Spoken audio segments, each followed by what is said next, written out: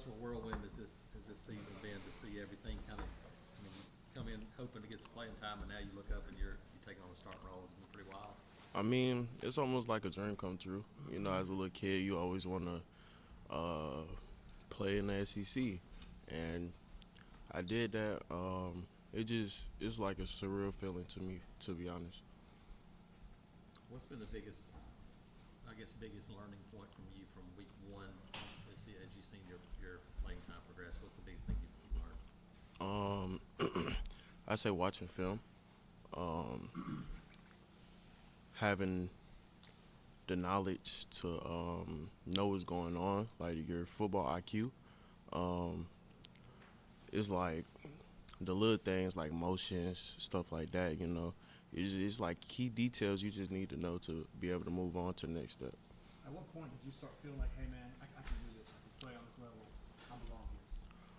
I belong Um, I say, like, I feel like I always had the abilities to do it. It's just I always needed to make that next step, and that next step was getting in the film room, getting with coach, just knowing the little things.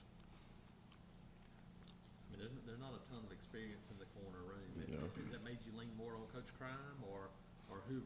Jerrin Thompson? Yeah, Is that most the guy? definitely.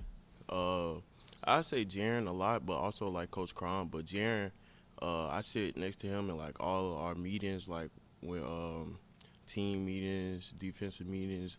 I sit next to him and I just be asking him like this and this, like just asking him what I can improve and how I could get better. What's it like to see Kinsley start to kind of get his turn now?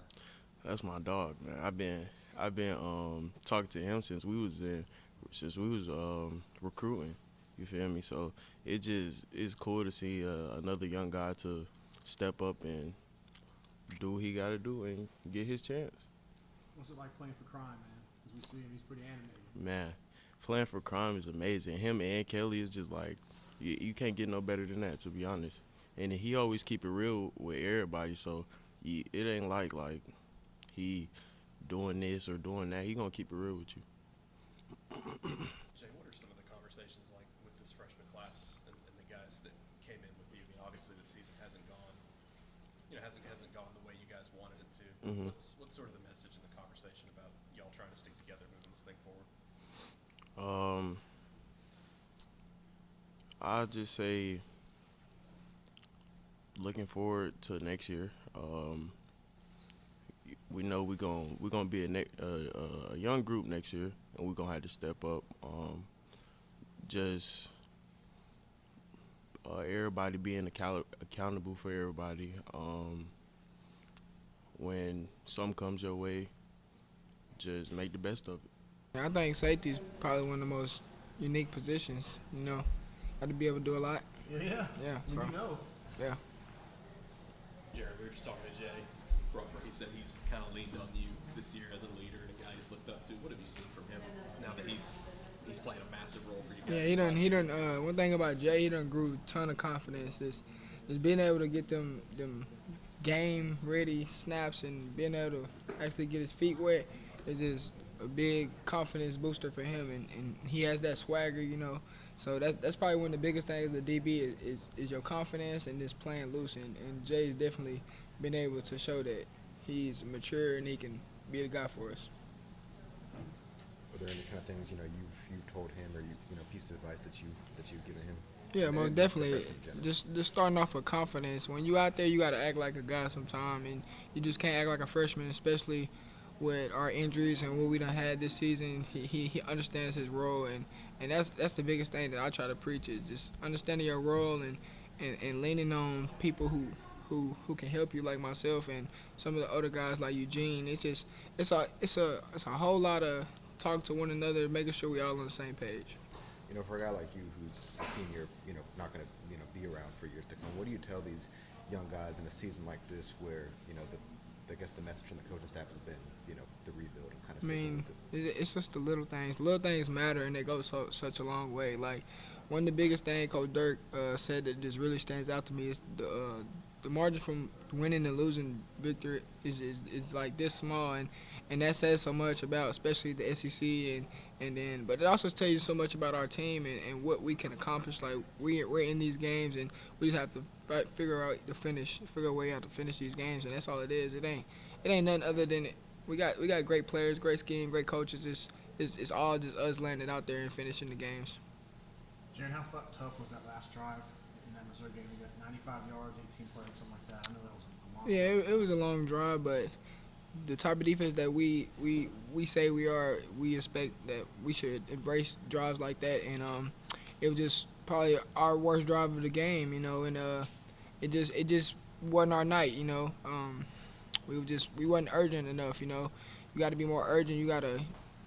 We just didn't have a lot of want to that drive, and we understand that, and that kind of hurts us as one of them. You kind of want back, but you're not gonna get it back, and we're just gonna move forward and not learn from that mistake again. Jerrin, I believe Caleb Harris started for the first time Yeah. last week. How do you think he did?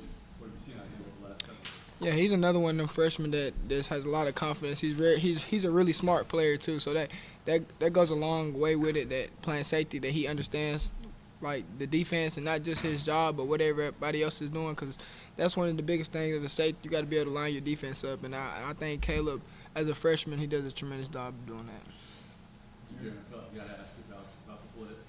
I think you had outside leverage Yeah. there. What went down on that? I knew I was gonna probably get a running back slide. I knew the protection was gonna slide away, so my initial thought was just be aggressive, and I got too square on the guy, and I didn't keep my outside arm free, and the quarterback scramble. That was completely on me, and just try not to do it again. They got a really big physical line, so I mean our coaches already done told us like this gonna be the biggest challenge of the year. They gonna really try to run the ball downhill, like probably even more than Georgia did. So I mean this gonna be a physical game for the D line. Again, you got to be one up front. You guys maybe looking forward to a game like that? I mean, it seems like teams have run the ball against you guys, but it seems like you've gone against teams that are maybe happy to put the ball in the air. Are you looking forward to that? Yeah, I'm really looking forward to stopping the run, like really establishing my game, like stopping the run, and against a really good opponent. Like they held Georgia they played them to 1 point, like end of the game. So like this is a really good team, and I don't take them lightly. Malik, what's it meant to you to come in as a true freshman and kind of be a mainstay in this defensive line rotation, especially at a position where like, you don't see a lot of true freshmen come in and really make an impact like you have in the line? I mean, this was always the goal. Like this is why I came in early, so I could like already get accustomed to like playing against bigger and better O linemen. So I mean, this was always the plan, and having my brother to help me, like having me there to guide me through it, watch film me. Like we was just talking like last night. Like he was telling me about Kentucky. Like we was watching film on him. We did that before Georgia game. We didn't really do it much before Missouri game because he was in London because they had a game out there. But like he really been guiding me through it, like helping me find tendencies and stuff like that from O-lines. You feel like you kind of have I don't know if cheat code's the right word, but I mean, not a lot of people have players who played in the SEC last year who Yeah. got them through it. I mean, do you feel like, how big of an edge do you feel like that is? I mean, it's a really big edge, especially like playing against teams that he didn't play against last year. Like some of the same players, he'll tell me some of the terminology they use. Like if they play like nose over toes, if they put their hand down, if they blocking down on 3 techniques, like stuff like that. And that stuff like that, like really that helped me like a lot. How do you feel like you've grown from week 1 and now? I mean, I really feel like I've solidified myself like on the D line because I mean, I wasn't really like really that confident in myself going into the season because I didn't really know how many reps I would be getting, stuff like that.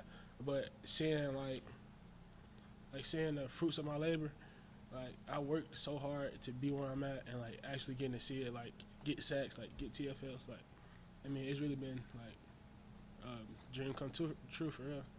Obviously, you've been able to be a contributor right away as a freshman, but what's it been like, seeing all the young guys and all the other freshmen who have contributed, especially in the defense? I feel like we probably got the best freshmen in the country. Like I don't see like no other freshmen doing what we doing. Like Caleb Harris, Jay Crawford, Cam Coleman, Malcolm Simmons. Like we all like really playing like a big part like in these games. Like really like helping the team out. Like really contributing to the team. And just to have young guys knowing that we're gonna be here for years to come. Like we really gonna turn this thing around.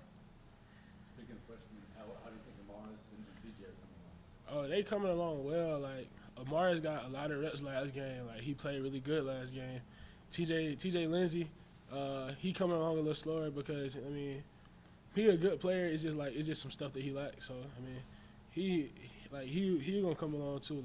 Like we see it at practice. Like he really does really good at practice. It's just like we just gotta see it in the game now.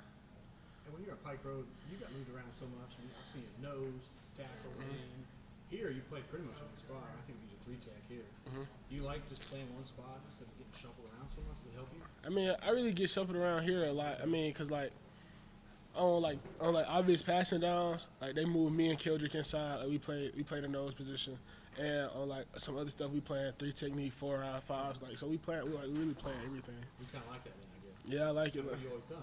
Right, I'm used to it for real. Yeah. Which one do you like best? I like playing 3 technique for sure.